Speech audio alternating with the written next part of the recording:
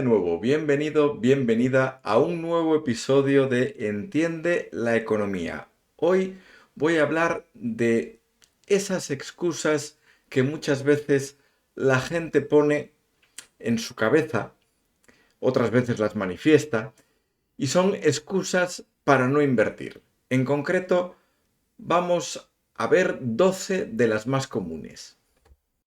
Una invasión marciana podría ser una buena excusa para no invertir, pero habitualmente no son esas las excusas que escuchamos. Veamos algunas de ellas. Excusa número 1. No quiero correr riesgos. A ver, dependiendo de cómo inviertas, puedes correr unos riesgos altos o unos riesgos bajos. Pensemos, por ejemplo, en alguien que invierte en un ETF indexado al Standard & Poor's 500, el índice de la bolsa norteamericana. Si esa persona está con su dinero invertido durante un año, la probabilidad de que tenga pérdidas en ese año es de un 25%, pero si mantiene ese dinero durante 5 años, la probabilidad se reduce a solo el 12%. Y si mantiene el dinero 20 años, entonces la probabilidad histórica de tener pérdidas es del 0%, tomando datos desde el año 1926.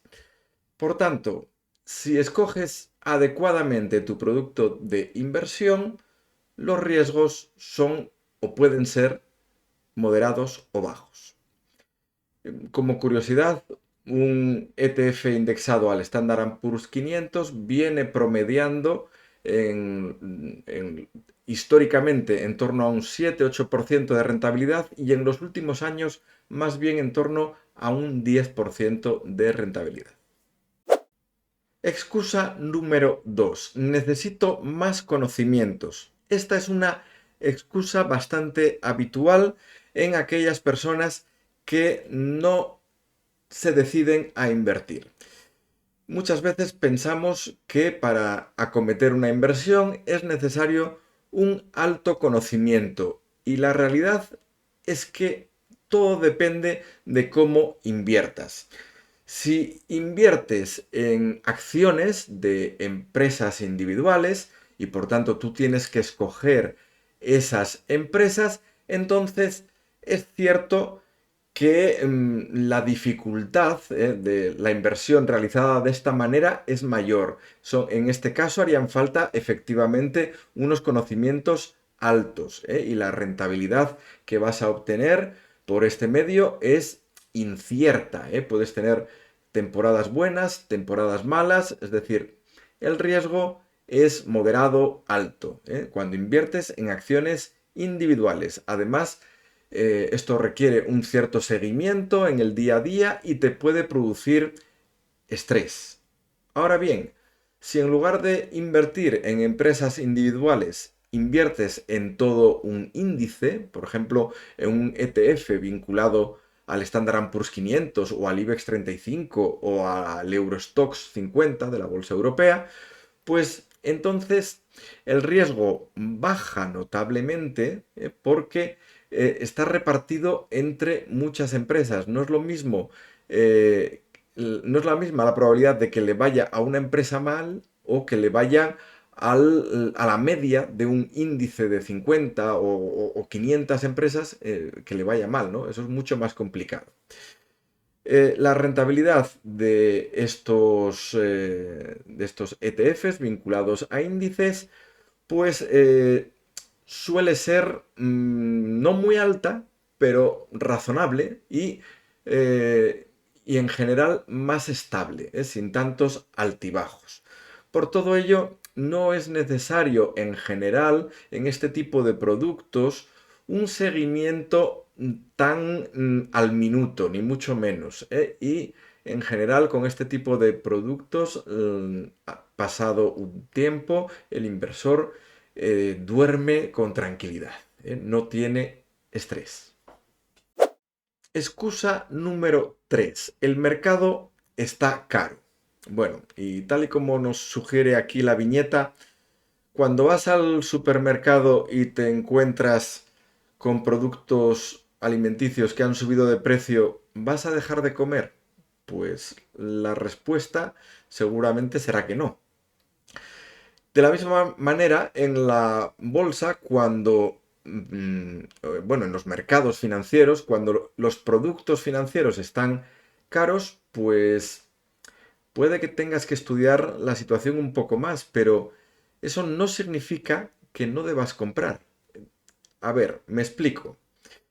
Eh, Pensemos que, por ejemplo, un índice bursátil como el Standard Poor's 500 está más del 60% del tiempo a menos del 10% de distancia de su récord. Es decir, los índices bursátiles tienen tendencias alcistas en el largo plazo o en el muy largo plazo. Y por tanto, cualquier récord que tenga la bolsa, pasado el tiempo se terminará batiendo ese récord. ¿eh? Y por tanto, tienes que pensar que encontrar el mercado financiero caro entra dentro de lo normal. Otra cosa es que te lo encuentres realmente muy, muy caro, como puede ser algún índice en este año 2026. Excusa número 4. Prefiero tener mi dinero disponible. Bueno, realmente esta es una excusa que en los tiempos actuales es una excusa cuando menos pobre. Y es que tu dinero realmente cuando está invertido en las plataformas actuales, con 5 o 6 clics en tu teléfono, lo tienes recuperado en tu cuenta corriente. Lo que sí es cierto es que tienes el siguiente riesgo y es el de verte obligado a vender cuando tu inversión está en pérdidas. ¿Vale? Si quieres evitar ese riesgo, la solución es muy sencilla. Es el construirte el llamado fondo de emergencias o colchón de emergencias. Consiste en tener el dinero de 4, 5, 6 meses de tus gastos apartado en una cuenta corriente, una cuenta remunerada, y ese dinero apartado es el que no inviertes. Y el resto de tu dinero es el que sí puedes invertir. Así, si te llega una urgencia, una emergencia, podrás en la mayoría de los casos hacer frente a ella sin necesidad de tocar tus inversiones. Excusa número 5. Yo ya invierto. Invierto en mi casa, invierto en ladrillo. Bueno, lo cierto es que si inviertes únicamente en una casa, estás asumiendo un riesgo enorme por concentración de tu riqueza en un solo activo. Imagínate que hubiera un desastre natural o en lugar de ser tu primera casa fuera tu segunda casa y la alquilas y un inquilino ocupa, pues te arruina el retorno de esa inversión. Pues son posibilidades más que suceden más a menudo de lo que alguna gente piensa. Y claro, y evidentemente estarías disminuyendo tus riesgos, los riesgos para tu riqueza, si ésta estuviera repartida no solo en ladrillo, sino en ladrillo y otras cosas. Es decir, siempre es buena idea diversificar las inversiones. Excusa número 6. Los bancos se quedan con todo. Bueno, esta excusa la siento muy de cerca porque durante un tiempo esto me pasaba a mí. Y es que los que hemos tenido algunas malas experiencias con agentes comerciales de los bancos que nos han ofrecido productos, hemos invertido en ellos y pasado un tiempo lo que veíamos era que el banco sí ganaba dinero a través de las comisiones, pero nosotros no. Pues claro, los que hemos pasado por esa experiencia podemos renegar del mundo de la inversión. Y así me pasó a mí durante, ya digo, algunos años. Pero la solución es muy sencilla, sobre todo en los tiempos actuales. No inviertas a través de esos bancos clásicos que te van a ofrecer productos convenientes para ellos, no para ti. ¿Eh? Invierte utilizando las plataformas de los neobancos o de los brokers modernos, que además tienen unas comisiones muy, muy bajas. Excusa número 7. Para invertir o para que merezca la pena invertir hace falta mucho dinero. Pues ya lo hemos dicho en algún vídeo anterior, pero en los efectos de la inversión influye mucho más el tiempo que tienes tu dinero invertido que la cantidad inicial que aportaras. Como ejemplo, aquí os menciono a Anne Shiver. Anne Shiver era una trabajadora del IRS, es decir, la Hacienda Pública norteamericana. Y invirtiendo $5.000 en un momento inicial y con el rendimiento de sus inversiones llegó a alcanzar los 22 millones de dólares al final de su vida. Magia, no. Interés compuesto. El poder del interés compuesto es enorme y no nos cansaremos de decirlo nunca. Pero claro, para notarlo hace falta estar invertido durante mucho tiempo. Excusa número 8. Yo soy conservador con mi dinero. A ver, no sé muy bien qué tipo de excusa es esa. Si ser conservador con el dinero es un poco absurdo. Tú lo que querrás será ser conservador con tu riqueza. Y justamente si conservas tu dinero papel como tal, parado en el banco, tienes una garantía total de que la inflación va a terminar consumiendo buena parte de esa riqueza. Insisto, aunque la inflación tú veas que es solo de un 2-3% anual oficialmente, la realidad es que suele ser algo mayor. Y además la inflación también sufre ese efecto de interés compuesto. Es decir, que un 3% año tras año, tras año, tras año, termina quitándote la mitad de tu riqueza en poco más de 12 años. Así que cuidado. Excusa número 9. Mis padres no invirtieron y les fue bien. O sea, tampoco les fue tan mal, ¿no? Esa es una idea que también pervive en muchas personas actualmente. Pero lo que esas personas puede que no tengan en cuenta es que el modo en el que en la actualidad se están revalorizando los sueldos y los precios de los productos es muy diferente a cómo se producía esa revalorización hace varias décadas. En el momento actual, esa revalorización de salarios no cubre la revalorización de precios. Van a ritmo diferente.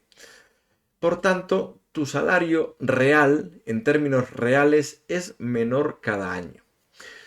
Por otra parte, la pirámide de población a día de hoy, ya vimos en algún otro episodio, que es una pirámide invertida, es decir, donde las personas mayores de 45 o 50 años suponen una cantidad muy elevada frente a las personas jóvenes y con esa estructura de pirámide poblacional es muy difícil mantener el estado del bienestar, es decir, las pensiones, en el largo plazo.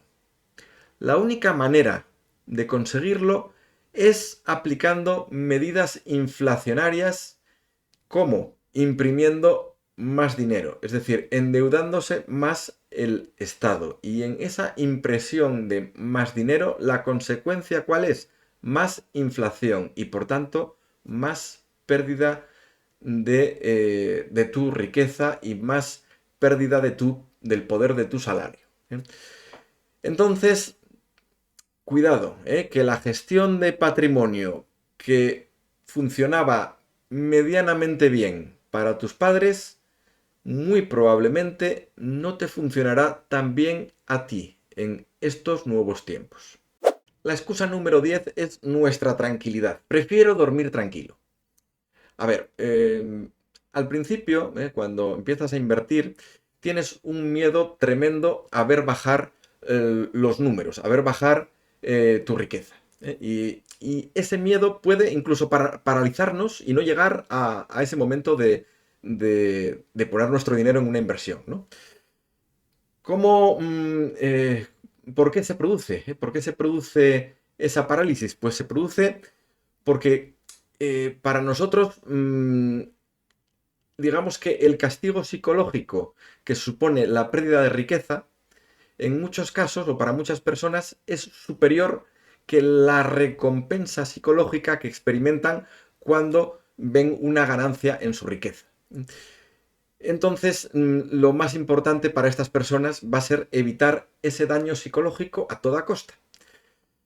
Bueno, esto que estamos explicando y que puede tener un sentido a nivel psicológico, a nivel químico, lo de lo que sucede en nuestro cuerpo, pues está muy bien que lo comprendamos, pero también tenemos que comprender que eso que consideras una tranquilidad para ti en el día de hoy, muy probablemente se te puede traducir en un problema financiero mañana, en el futuro. Excusa número 11. Ya lo haré, pero más adelante, cuando tenga más tiempo. Bueno, aquí nos encontramos ante una excusa de procrastinación, dejando las cosas hacia un futuro que nunca llega. ¿Por qué? Pues porque muchas veces la gente piensa que invertir va a requerir una gran cantidad de tiempo. ¿La realidad cuál es? Pues que si inviertes de determinadas maneras, pues te vas a encontrar con que la inversión requiere mucho menos tiempo del que te estás pensando. Por tanto, como excusa, de nuevo, es una excusa más bien pobre. Excusa número 12. Soy muy mayor, llego tarde. La inversión es para gente más joven. Bueno, a ver, esta excusa no vamos a negarle cierta parte de razón. Es cierto que para que se vean bien y los efectos del interés compuesto, ya hemos dicho que hace falta un tiempo. Pero seguramente menos tiempo del que tú te imaginas para ver ya una mejoría. Con unos pocos años invirtiendo bien, ya puedes notar una diferencia apreciable en tu riqueza personal. Y hasta aquí el episodio de hoy de Entiende la economía. Espero que te haya gustado. Si ha sido así, por favor, dale al like. Si no te has suscrito, por favor, suscríbete y dale a la campanita para que YouTube te avise de los nuevos vídeos que pueda colgar en el futuro. Y aquí nos vemos la semana que viene, si tú quieres. Adiós.